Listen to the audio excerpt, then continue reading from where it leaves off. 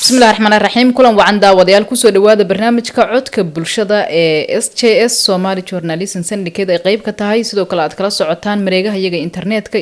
barnaamijkana bishiiba hal mar ay daawataan waxa barnaamijka sidoo kale ka daawan kartaan ama ka dhageysan kartaan qayb kamida warbaahinta magaalada Muqdisho iyo Soomaaliyaba kusoo dhawaada toddobaadkan barnaamijka waxaan ku qaadaa dhigi doonaa doorka ururada bulshada rayidka ay ku leeyihiin dawladnimada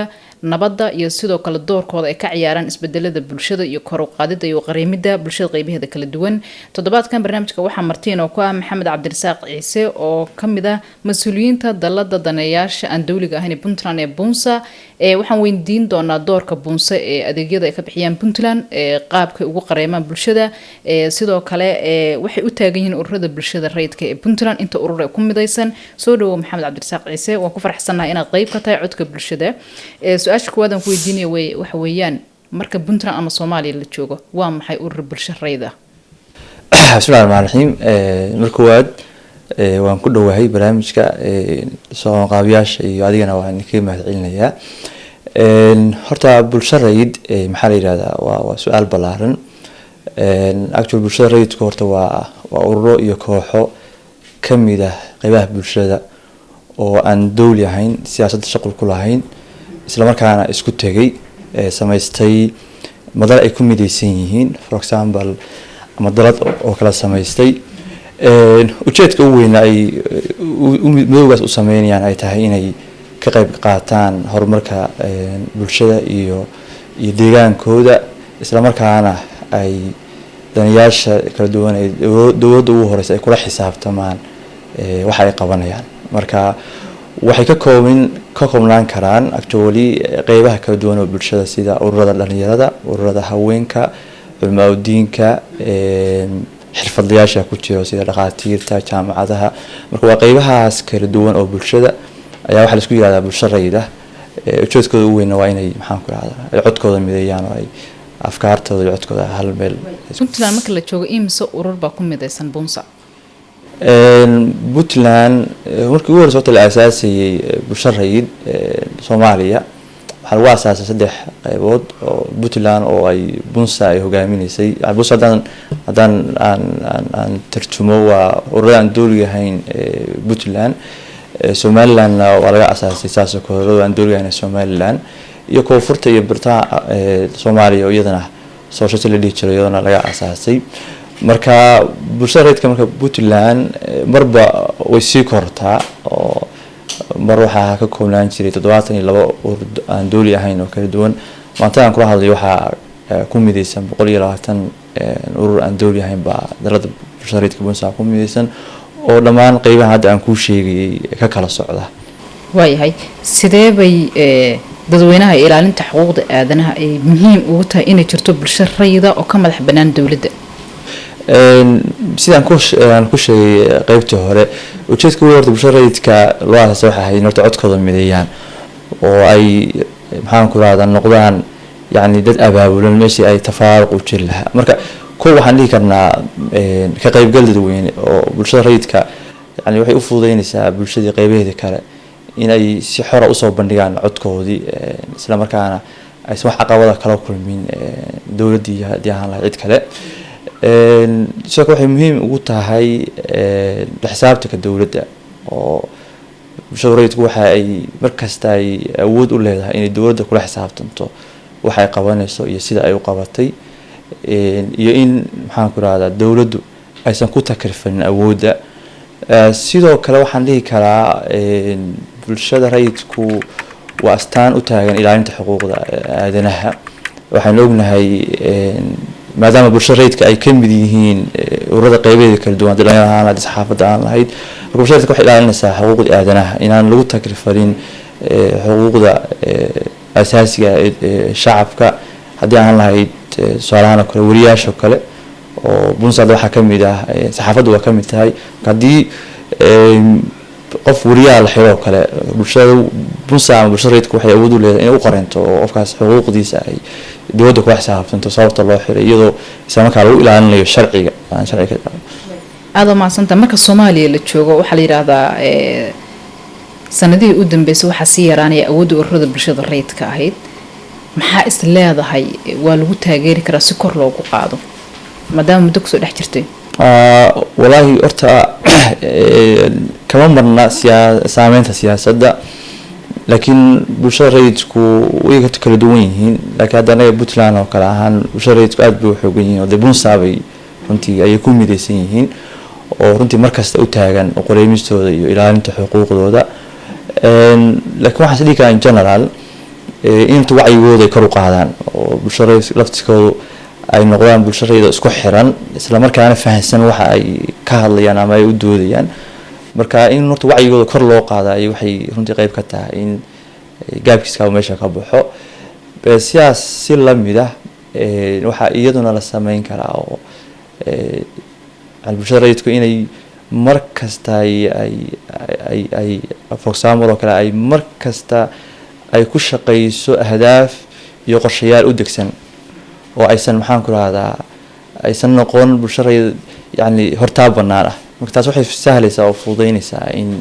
maxaan ku raahdaa la helo maxaan ku raahdaa bulshada awood bitalaad bulshada waayahay marka Puntland la joogo sidee baad uga qayb qaadataan isla xisaabtanka iyo in aad dadka codkooda aad ku hadashaan Puntland anaga horta markasta dawladda meesha ka jirta waa in aad wada shaqeyn la leedahay oo marka qaarkood dawladdu waxay noo aragtaa cadow bay noo aragtaa waayo waxaanu hortaagana ama aan ka soo horjeednaa yani waxay iyadu qabanaysay actually baan u leenahay saas u qabateen wixii aad ballan qaaday ma la gaaray marka xagga dawladda laftirkeeda waxa la marka qaarkood culis inay nooga yimaadaan laakiin anagu waxaanu qabanaa horta wada shaqeynta inaan horta wanaajino nagala dhaxaysa dawladda inaga dawladda sidaas si la mid ah inaanu anaga dhexdeena hagaajino oo isku xirnaanta dhexdeena bulshada rayidka maadaama bulshada rayidka qaybo kala duwan bay ka kooban tahay inaanu dhexdeena aan hagaajino oo aanu runtii ka shaqeyno sidii ay bulshada u noqon lahayd bulsho awood leh codkooda uu mideysan yahay isla markaana dawladda ula xisaabtami karta maxaan ku raahdaa check and balance sameyn karta oo aysan noqon wax maxaan ku raahdaa aanan la ogeyn waxa ay bulshada rayidku qabanayso taas marka waxay noo fududeynaysaa in anaga dawladdu aan yani dhanna aan ka wada shaqeyno oo aan noqono wada shaqeyn leh dhan kalena aan dawladda kula xisaabtano mandatekeedii waxay qabanaysay tusaalahaan oo kale miisaaniyadoo kale in maxaan ku raahdaa yani sidee dakhliga loo aruuriyay sidee maxaan ku raahdaa dhaqaalahan uu kusoo aruuray sidee ku baxay yaa maxaan ku raahdaa fuliyay marka taasoo kale maxaa ka sameeysan waxaan marka waxaan qabanaa horta kulmo wacyigelin inaan horta qaybaha qaabilsan dawladda inaan la shaqeyno wasaaradda maaliyadda oo kale marka uu horeysaba in bulshada laga qayb geliyo maxaan ku raahdaa dejinta miisaaniyadda haddii noqon lahayd in bulshada rayidka ay qayb ku yeelato xubno ama ay ku yeelato marka la sameynayo miisaaniyadda marka la sameynayo sidoo kale miisaan lagu gaaray inay bulshada rayidku ay fadhido si ay markaas ugu daraan codkii bulshada ay ka yimaadaan bulshada rayidku waxay matalaysaa waa bulshadii qaybaheedii ka lahaa marka in codkii bulshada marka horeba lagu biiriyo hanaankii markaa la sameynayay kabacdi markaa waxaan awood u yeelanaynaa inaan wixii aan ku darsanay aan hadda dawladda kula xisaabtano haddii wixii aan ku darnay aysan sameyn aanadu waxay ma sameyn haddii laga tegana aan maxaan ku raahdaa aan kula xisaabtano laakiin haddii aan marka bulshada rayidka aan fursad loo siin in marka horeba laga qayb geliyo talada iyo go'aamada taas waa meesha inta baanagi dawladda aan iskaga dhacno kiis 2 ama 3 ma ii sheegi kartaa idinkii dawladda ku kala aragti duwanaateen ma bulshada taabanaya wallahi adku saxaafadoo kale waxaa jirtay iyada ka hor inaan u doodnay waxaa aada isku haysan jiray runtii saxaafadda iyo maxaan iyo wasaaradda actually warfaafintu aada isku haysan jireen waxaanu meediyaha aan ka saacidnay actually anagoo la kaashanayna map iyo wasaaradda laftirkeeda inaan markii ugu horeysay Puntland aanu sameyno xeerka ama siyaasadda meediyaha taasoo markii dambe meesha ka saartay in dawladdu ay markaas wariyaasha iska xirto wariyaashuna ay iyaguna marka qaarkood wax aanan ama sharciga ogoleen ama yani xad iyo siyaasad inaan maxaan ku rahdaa aan runtii aan ka saacidnay saxaafadda inay maxaan ku rahdaa markii horeysa Puntland ay yeelato waa kiis soo noqon jiro dhanka kalena dee daawataan ku yiri xuquuqda aadanaha ayay bulshada qayb ka tahay marka taas waxay meesha ka saartay marka in dawladii iyo maxaan ku rahdaa media ama saxaafadii runtii laf dhabarka wadanka ah in maxaan ku rahdaa u yiraahdo khilaafkoodii marka taasna waxaan dhigi karaa waxa iska leh guusheeda bulshada rayidka oo bunsa ay hogaaminayso oo runtii la kaashanaysa media qayb ka tahay waayahay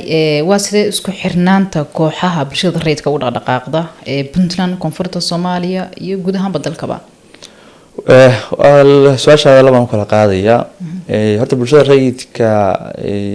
bulshada rayid oo horta yani hal ama sida tusaale bulshada rayid Soomaaliya ma jirto anaad bulshada rayid Puntland baan nahay ana waxaan dhigi karnaa bulshada rayidka Puntland runtii aad buu abaabulan yihiin isku xirnaantoon aad buu fiican tahay oo anaga mathalna waxaan dhigi karaa runtii fahankooda dawladnimada iyo wacyigooda aad buu sareeyaa marka loo fiiriyo meelaha kale marka anoo kale runtii waxaan dhigi karnaa ma aad buu fiican yahay wacyiga oo runtii de muddo badan baan ka shaqeynayna ku jirnay hadday tahay marka wada shaqeynta marka bulshada rayidka qaybaheeda kala duwan waxaan dhigi karaa runtii annaga iyo bulshada rayidka kale oo ama hadana Somaliland ha noqoto ama hadana koonfurta wada shaqeyntuna ma xuma walow mararka qaarkood laga yaabaa inaanu meelaha qaarkood isku haysano oo tusaalahan kale sida magaca la isticmaalayo soo taa bulshada rayidka oo lagu midaysan yahay oo magac gaar ah wato ama Soomaaliya ma jirto marka waxa laga yaabaa marka qaarkood inaan la isku qabso sida hadda siyaasadda la isku haysto kale laga yaabaa in aanu isku qabsano oo inta aan soo imaanayno oo lagu heshiinayo hal bulshada rayid ah bulshada rayid kasta meesha ay joogto ay codkooda matashaa marka waxa laga yaabaa inaan arkayso bulshada rayid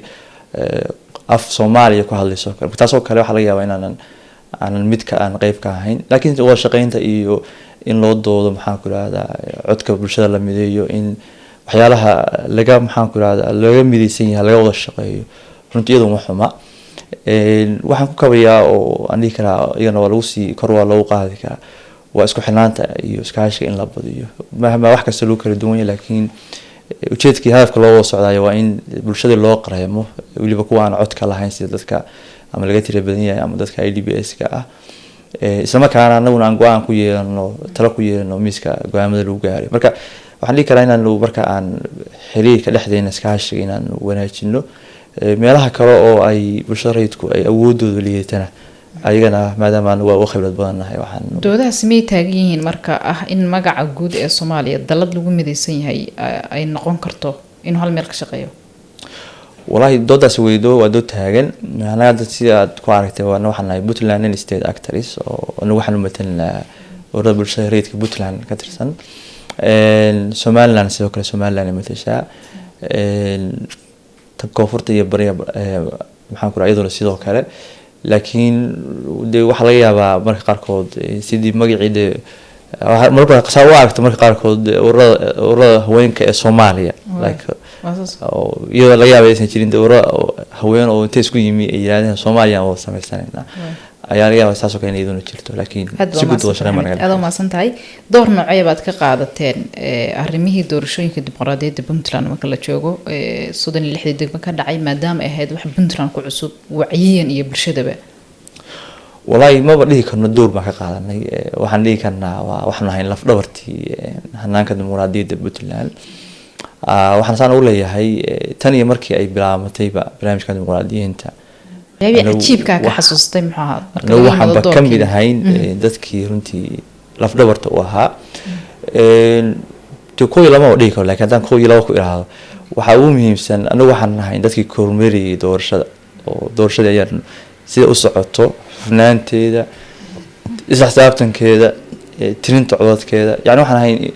يعني institution kaliya oo u haysta kalsooni ama inay kormeeraan doorashada oo ay dhahaan doorashadaasi ama waxay ku dhacday xor iyo xalaal ama waa la musmaasho soo marka heerka aaminaad inta la in bulshada rayidka la aamino la yiraahdo yani waxa awood u leeyihiin inaad doorashadii aad kormeertaan oo aad markaa warbixin ka soo saartaan meel afal celin ka sameeyeen ma jirto way jirtay runtii waxyaalaha cajiibka waxa ka mid ah doorashada ugu dambeysay waxa jirtay meelaha qaarkood ay wax ka dhacdhaceen annaga waxaa xarun noo ahayd oo aan xarunta la socodka doorashada ka sameynay xarunta hotelka Martisoor halkaas oo ay kusoo dhacaysay xogaha doorashada si toos ay ugu soo dhacaysay marka waxaan awood u lahayn inaanu sanduuqa yaala sanaag iyo sanduuqa yaala maxaan ku radaa bari iyo sanduuqa yaala mudug inaan si toos ula soconno sida ay u socoto goobta socod bixinteeda waxaa jiray insiladii yar oo dhacay oo runtii iskaarimo farsamo ah isla markiiba si live ayaanu maxaan ku radaa ugu horta loo soo gudbin taasoo isla markiiba keentay in yani xaliyo oo meesha goobta lagu xaliyo soo waxa dhihi karaa yani awoodda aan lahayn ayay waxay ahayd ay muujinaysay inaanu dhacday aan isla markiiba ka hadalno doorashadii socota isla doorashadii goobta dhexdeedana lagu xaliyay waxa kale oo aan dhihi karaa barnaamijka dimuqraadiyadda runtii waxaa barnaamij cusub oo dadku aysan aad u fahansaneyn waxaa si kale ka qayb qaadan wacyigelinta bulshada oo in bal bulshada la baro war maxay tahay doorasho way nidaamkan uga guurinayo dee nidaamkan kale oo in la isdoortaa lagu guurina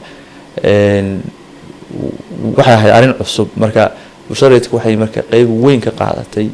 inay maxaan ku radaa doodaan taas oo laftirkeeda ay ku jirto inay haweenka laftirkoodana ay helaan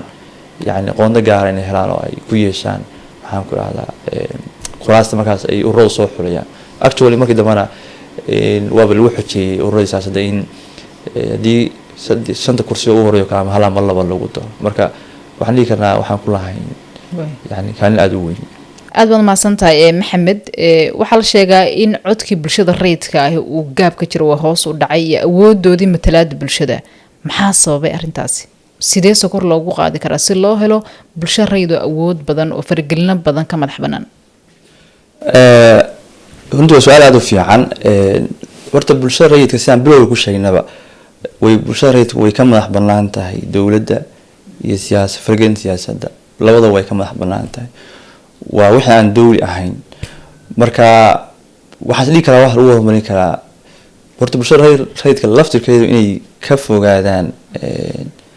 dhexgalka ama maxaan ku rahdaa kumilanka dowladda sidaasi lamida kumilanka siyaasadaha is haysta waayo iyagu waa dhexdhexaadiyaal waa dhexdhexaadin yani dhexdhexaadinkaan leeyahay maaha inay waxyaalaha qaarkood dhexdhexaadi ka yihiin laakiin waa voicekii ama codkii la xisaabtami lahaa dowladda soo marka haddii bulshada rayidka ay dowladdii ku milanto ama ay dowladdii ay la noqoto yani saaxiib waxaa meesha ka baxaya awoodoodii ama kaalintooda ahaa korjoogteynta iyo matalaada meesha ka baxaya marka waxaan qabaa in horta bulshada rayidku laftirkeeda ay iyagoo aanan runtii dee aanan dowladda cadow ku noqonayn waayo mar raba in loo fahmo in yani dowladdii aad ku noqoto target laakiin adiga oo dowladdiina la shaqeynayo de xaggii horumarka iyo nabadeyntii kala shaqeynaya lakin bulshada rayidka waa inay iska ilaaliyaan oo aysan ku milmin dowladda oo for example haddii maanta ay dowladdu ay wax khalad sameyso ama ay tusaale kale ay ku xadgudubto sharciga oo kale waa inaadan uga aadan aaba yeelin aadan oran maxaan ku waa dowladii waa inaad muujisaa codkaaga waa inaad u dooda xaquuqdii marka waxaan soo jeedinayaa in bulshada rayidku ay ka dheeraadaan kulixmilanka iyo siyaasadaha siisheenaya taas waa waxay kor u qaadaysaa heerka kalsoonidoodana kor bay u qaadaysaa ay bulshada ku leeyihiin isla markaana waxaa fududaanaya in yani ay noqdaan uqareemayaal sax ah taas oo aan uga gol leenahay waxaan tusaale kusoo qaadanayaa kiis hadda kahor anaga sidaa ku sheegay waxaan dadka shaqeynay doorashada in wadanka Soomaaliya guud ahaanba laga baxo qaabka qawaylka isku doonaayo marka waxaa jirtay research in baaris aan sameynay oo runtii waagii 4.5ka rabin laga gudbo marka Puntland anaga waxaan u ahayn anaga horjoogo ahayn oo runtii cilmibaaris sameynay actually cilmibaaris waxay ku saabsanay in dadweynaha la weydiiyo bulshada bal 4.5 meelaha waa laga gudbaa waagaas waxaa madaxweynaha Cabdulle Cali Gaas baa madaxweynaha runtii madaxweynuhu aad buu noo shaqeeyay wayna ka go'aneed runtii marka la fiiriyo qaabka iyo sidaan u shaqeynay cilmibaaris markaan soo aroonay arag dadka xogtii waxaa noo soo baxday in dadka reer Puntland aysan rabin runtii nidaamka qabaliga lagu noqdo oo laga gudbo xogtii iyo aragtidii bulshada rayidka oo midaysan oo qaabaysan oo documentary ayaan waxaan u dhiibnay madaxweynaha ku wareejinay yani sida dowladda uga go'an waxaad ku garanaysaa madaxda kala duwan oo dowladda wasaarada xafiiska nagu imaan jireen xagga wax baranaysaan runtii go'aanaasho aad u fiican baa jiray laakiin risaadka aakhirka muxuu ku dhamaaday markii aanu ku wareejinay faylkii madaxweynaha oo runtii la isugu noqday muqdisho oo madashii watashiga qaranka waxaa dib loo qaatay nidaamkii 4.5ka halkaas marka waxaa ahayd boontiga marka annaga bulshada ahaan imtixaanka aan maraynay ma waxaanu marka dooranaa bulshadii aan matalaynay oo aan codkooda soo aroorinay mise dowladayadii oo runtii markii dambe iyaduna 4.5kii qasbadii qaayo actually ina saxiixda 4.5 lagu noqdo mise dowladii baanu marka raacnaayo marka halkaas waxaa ahayd meesha anaga laftirkeena aanu tag baanta aan ku taagnayn agbahay marka actually waxaanu sameynay wixii marka anaga aan matalaad u haysanaa mandate-ka u haysano inaan ka hornimi oo runtii aanu sheegnay in codka bulshada rayidka Puntland uu dhigay oo isku raaceen inaan lagu noqon nidaamkii 4.5 ka laakiin dowladda iyadoo ay qaadatay oo arintaas halkaas marka waxa xasuustaa waagaas dowladda marka waxaanu noqonay maxaan ku raacaa waan kala yarafaa sababta way arintaas waa hadlaysaan waxa ku tusaysaa heerka aan ku leeyahay muhiimadda ay leedahay in la kala yani aan la isku milmin يعني waxay ka qaadaysaa shaqadii saxda ahayd marka taas waxay best practice aan runtii aan la soo kulanay ugu dambeyntii Maxamed 27 sano oo Puntland jirto asaaskeeda ilaa maanta meesha aynu joogno maxaa lagu tilmaami karaa macna ahaan dawladda iyo shacab ahaanba waa su'aal fiican runtii Puntland intii jirtay 27 sano ugu fiican waa la gaaro taaban karo oo ugu weyntaan ugu muhiimsan tahay ammaanka iyo nabadda iyo dawladnimada maanta waxay noo dhisan institutional maanta way noo dhisan yihiin xafiiska dawladda way noo dhisan yihiin hay'adka dawladda waa dhisan yahay alxamdulillah amnina waan haysanaa oo aan runtii gobolada Soomaaliyeed kale aan uga faani karno iyadu waa achievement fiican oo runtii la gaaray laakiin waxaan dhihi karaa wali hadafkii Puntland loo asaasay boqolkiiba lama gaarin sababtoo ah wali adeegyadii bulshada bixinta adeegyadii bulshada wali waxa muddaa inay wali gaab isku jiro oo hadii aan lahayd dhanka waxbarashada hadii aan lahayd dhanka caafimaadka hadii aan lahayd dhankii maxaan ku raacdaa ka qaybgalka iyo fursadaha bulshada marka waxaan leeyahay wali xoogaa gaab uu jira laakiin alxamdulillah waa wali waan fiicannahay waxaan rajaynaynaa marka in hay'adka dawladda kaliya uu sinta ku ekaana laakiin la dadajiyo awood iyo bixintii adeegyada bulshada oo asaasiga ah in maxaan ku raacdaa hatta hadii waxbarashada qaybta hoose asaasiga hatta hadii maanta ay ahaan lahayd free waxaan la wax runtii lagu faano marka waxaan dhihi karaa wali lama gaarin meeshii lagu haminayay laakiin at least xawartaagan baa islaada والله وسؤال بلارن لو باهن maxaan ku raacday marka loo eego sad bulshada oo la falgashaan iyo doorarkina kala duwan ee inaad u dhaxaysaan dawladii iyo bulshadii والله anu shakhsiyan waxaan dhihi karaa yani dadaalku waa jira oo dawlad kasta oo timaada iyo maxaan ku raacdaa tabartu waxaan dhihi karaa tabarta yar oo iyo fahamku aan wali gaarsiisanayn in يعني أي مهم تها إن أديك تدوينها لو دوي أديك بشرة جارسيو وراح أسأله كلا فهمك أو هنتي يوعي وقال وير يكو أنا شغلن كسياسة ده دي نقول لها هي ملاحظة مركز هجاميني صدقك iyo ajada guud oo ah in maxaan ku raacdaa si loo bixi lahaa caqabadahan ayaa mudaa inaan isdhihi karo waxay tahay meelaha tala bixintaada ugu dambaysa arintaasi maanta meeshaynu joogno iyo waxyaabaha maaragtay gaabiska inaga waxaan runtii soo jeedinayaa horta in bulshada iyo dawladdu horta marka hore ay wada shaqayn fiican ay yeeshaan sidaas si lamida waxaan anu talo kusoo jeedin lahaa in dib intii loo fariisto bal la xisaabiyo oo war 20 sano aynu jirnay 20 sano maxaa inoo hagaagay maxaase inoo hagaagin caqabadaha la tiriyo xalalka iyo fursadaha sidoo kale la tiriyo deedna lagu dhaqaaqo anu hadda ma aaminsani inay jiraan caqabado aad u waaweyn oo runtii maanta loo gudbi karo waa ma aaminsani halka caqabadaas dhahayaa oo aan isdhihi karay wajita waxa weeye ka ogaanasho iyo rabitaankii baan jirin meesha ka maqan marka waxaan u baahanahay si caqabadaha loo gudbo horta inay ka go-naansho dhaba inay timaado. Waxaana ku go-aanaysaa runtii qof kasta oo is sharaxaya marka uu is sharaxayo kaamiyadiisa waxaa ku jira inuu yacni uu qabanayo maxaan ku rahaa waxyaabo badan uu qabanayo ay ka mid tahay xataa inuu walow hadda la yara fiican yahay oo dowladdu ay dadaalayso oo hadda adeegyadii hoose oo asaasiga ahaa tijaabaha hadda lagu bilaabay in bal dowladaha hoose Garowe iyo Kalkacyo iyo Boosaaso lagu maleynaya in bal adeegyadii hoose oo asaasiga ah si MCH-yada iyo iskooladii maxaan ku rahaa primary-ga in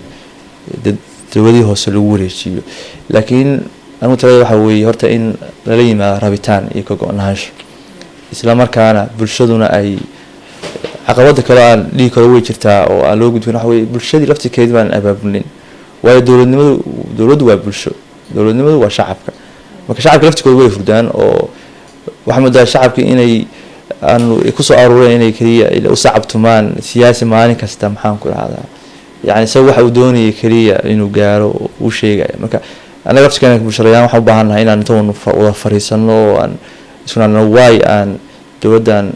waana qayb ka mid ah runtii isla xisaabtanka way dowladdan ay dowladnimada aan yani dowladdan ay u sameyn laadahay ama ay adeeg bulshada u gaarsiin la inaan markaa anaga laftirkeena aan dowladda ku buush kareyno oo aan ku enforce kareyno kaantaasna laftirkeeda iyaduna waa maqan marka bulshada rayidka ka faa'iideysanayna waxaan u baaqayaa inay iyaguna ay codkooda u mideeyaan sidii ay dowladda uga cadaadin lahaayeen ama wax xisaabtami lahaayeen in laga gudbo 20 sano in weli adeegyada asaasiga ay gacan barayfad ama ay lacag yihiin. aad baad mahadsan tahay Maxamed Cabdirasaaq Ciise